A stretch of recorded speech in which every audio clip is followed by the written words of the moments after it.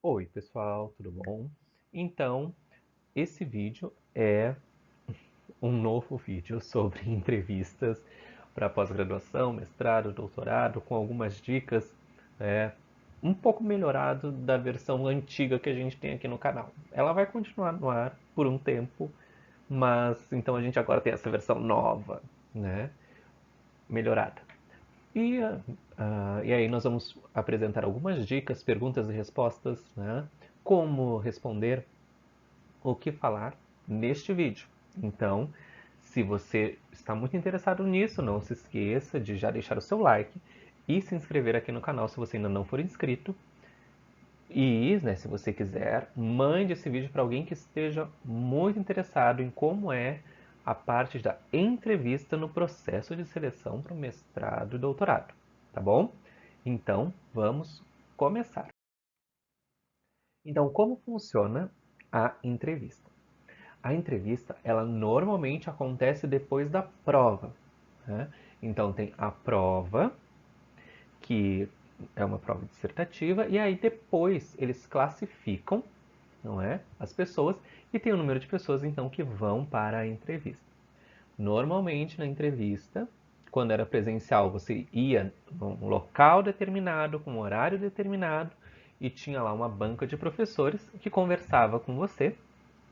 Hoje, no modelo remoto, só mudou a questão da sala, porque continua numa, né, sala virtual, que tem também um grupo de professores que conversa com você e pergunta como é, o que, que acontece e tal. E aí nós vamos ver agora quais são as perguntas e respostas que você precisa estar preparado para responder, certo?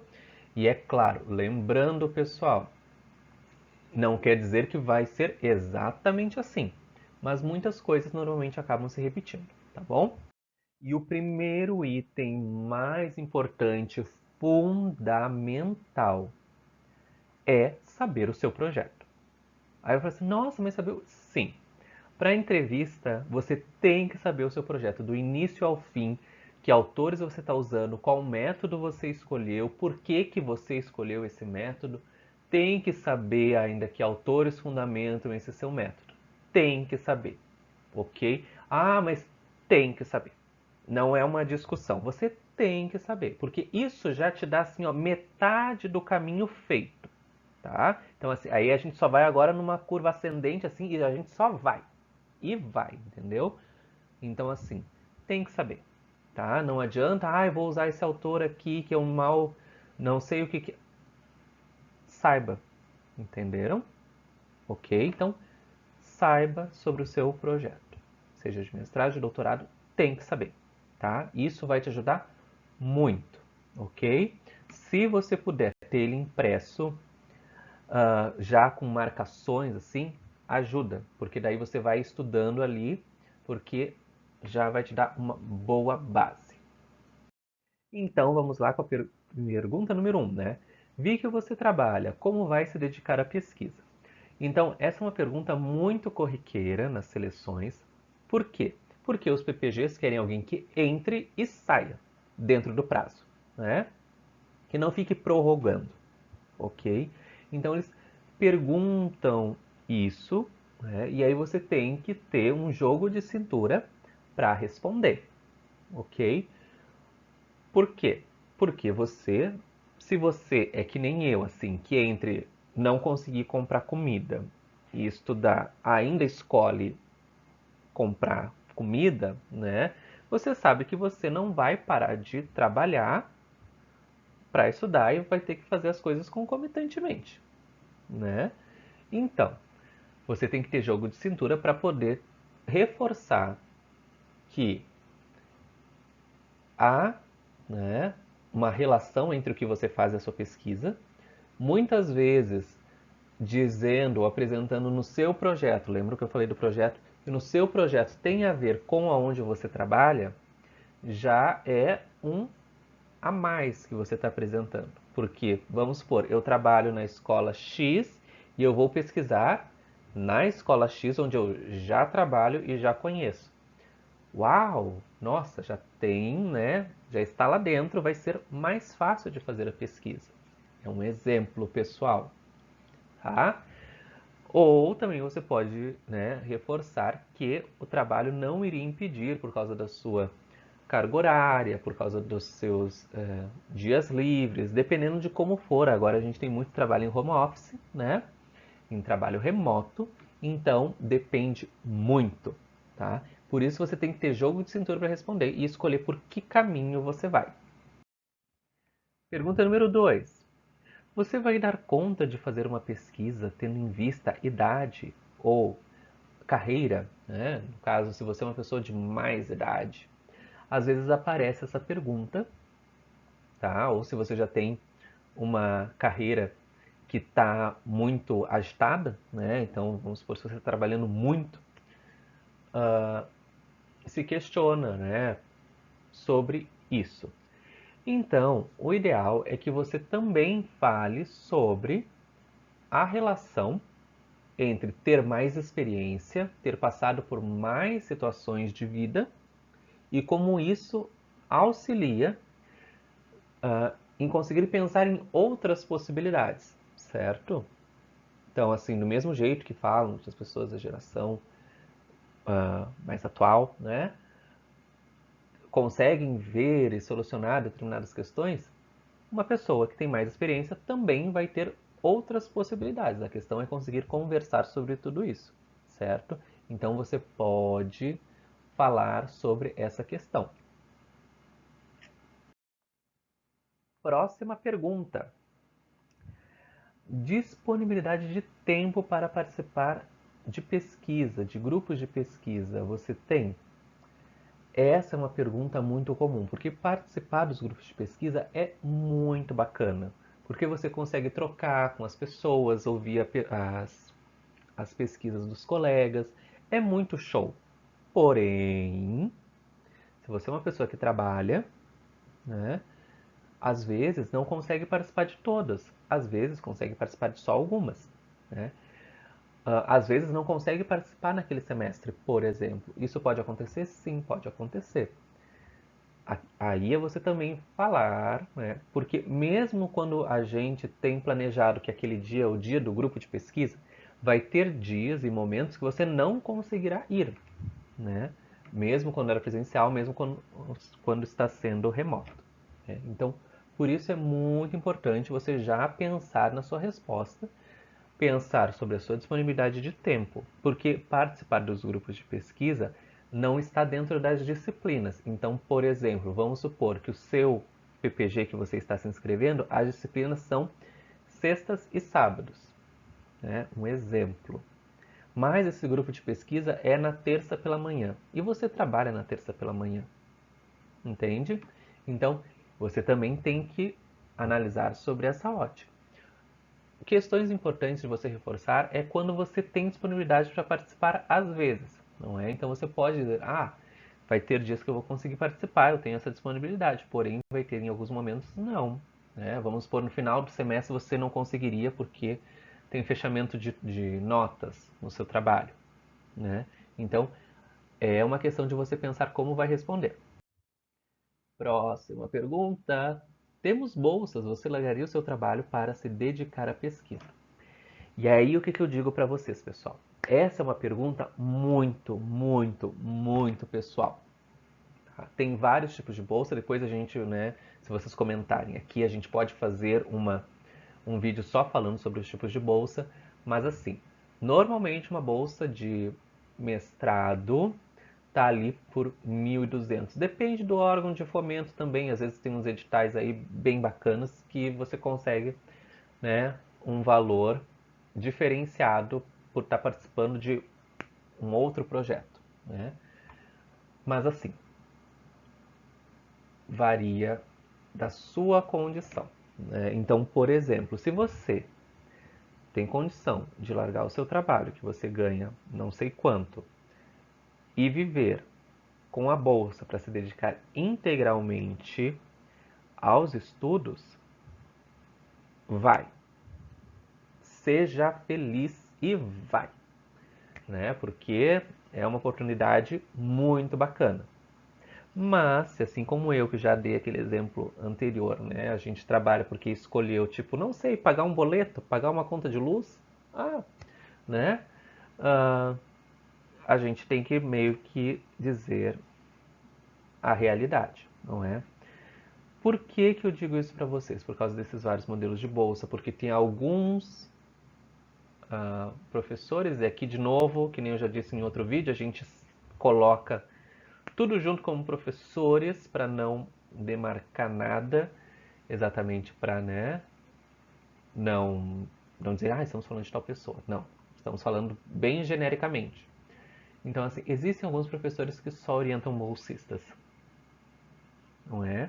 Porque eles recebem bolsa e aí eles só têm bolsistas porque acreditam que apenas bolsistas vão se dedicar integralmente e vão concluir, certo? Então, assim, e aqui nós não estamos julgando, tá? Mas existem alguns casos relatados sobre isso. Então, assim, estamos só passando para vocês, né? Para você também se preparar. Então, o ideal é você realmente ser sincero, falar que tu terias que analisar as suas finanças, ver se existiria essa possibilidade. Você não tem que dar nenhuma resposta definitiva na entrevista, certo? Então isso é muito importante. Você não tem que dizer, sim, largaria. Se você largaria, você dá a resposta definitiva, entendeu? Mas se você não largaria, né, você pode sair pela tangente de que você precisa analisar, ok? Mas não quer dizer que vai haver essa pergunta para você. Você já tem publicações na área? O que acontece? Às vezes, a análise do currículo é feita depois, não é? Então, é interessante que você saiba que você tem publicações, comente que você já fez publicações. Se você fez iniciação científica e teve publicações, é bacana falar, tá? Então, isso é bem interessante, certo? Se eles perguntarem, né, ou tentar jogar em alguma resposta que você já fez isso, porque isso valoriza, tá bom? Por quê? Porque no mestrado, né, no doutorado nem tanto, porque a gente já pressupõe que tenha tido uma trajetória na formação como pesquisador, mas no mestrado, receber a candidatura de alguém que já tem experiência escrevendo, publicando, é muito válido, é visto com bons olhos, tá? Você cursaria o curso sem bolsa? Essa é a pergunta. O que que acontece? De novo, é uma coisa muito pessoal sua, tá? Eu vou dizer para vocês, tem algumas instituições que perguntam, tem outras instituições que eles fazem um formulário que você marca ali se você faria ou não faria, tá? O que que acontece? Na época, quando eu fiz, eu escolhi fazer sem bolsa, né? Não tinha bolsa e a gente, né, queria muito fazer. Não sei se teria a mesma escolha hoje, certo? Mas então, o que que acontece? É uma questão muito pessoal sua, das suas condições financeiras, tá? Porque também tem vários tipos de bolsa. Às vezes você não consegue a bolsa um, consegue a bolsa 2, né? Então, é uma questão a se pensar, tá? E você com você mesmo, de o que você responderia para esta pergunta, se ela viesse, tá? Vamos lá, continuando. Se esse professor não puder ser seu orientador, você aceitaria outro? Essa pergunta é muito pro pessoal do mestrado, tá? Não tanto pro pessoal do doutorado. Porque normalmente no doutorado você já vai ser tipo, pá, às vezes em alguns editais, né, você tem aquela mira, você, pá, é aquele ali. Você já tem que ter antes uma carta de aceite do seu orientador, tá? Mas assim, em alguns não precisa. O que que acontece? Aí é a questão de ver. Se você falar que não, é só com essa pessoa e é só esse orientador, e esse orientador já não tiver mais vaga, tchau. Né? Você vai para uma outra vez, tenta de novo ano que vem, porque não tem mais vaga para você. Aí você pode dizer, por exemplo, eu acredito que seria o melhor orientador, porém, se outro professor tiver interesse na minha pesquisa, estou totalmente disponível para conversar e fazer as adaptações necessárias que esse novo professor venha a sugerir, certo? Esse é um tipo de resposta, né? Você pode pensar em outras. Mas se você disser que não, e esse professor não escolher você, você já sabe que você, né, pode ser desclassificado. Por que que eu digo isso? Porque às vezes, vamos supor, tem um orientador com uma vaga e um orientador com duas vagas. Esse orientador com uma vaga já escolheu uma pessoa. Então, ok. E esse orientador com duas vagas, de todo mundo, escolheu só uma pessoa. E às vezes ele se interessa pelo seu projeto, já que ele tem uma vaga, né? E aí você passa para essa outra pessoa.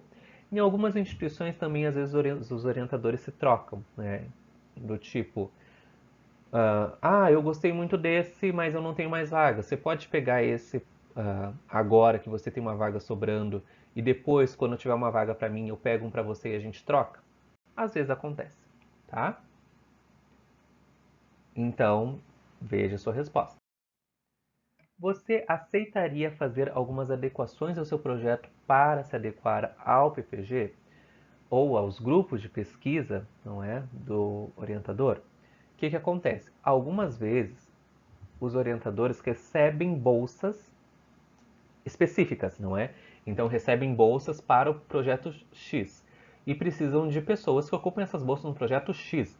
O que que isso significa? Se o projeto X é sobre álcool em gel, eu preciso de um mestrando e um doutorando que estudem álcool em gel.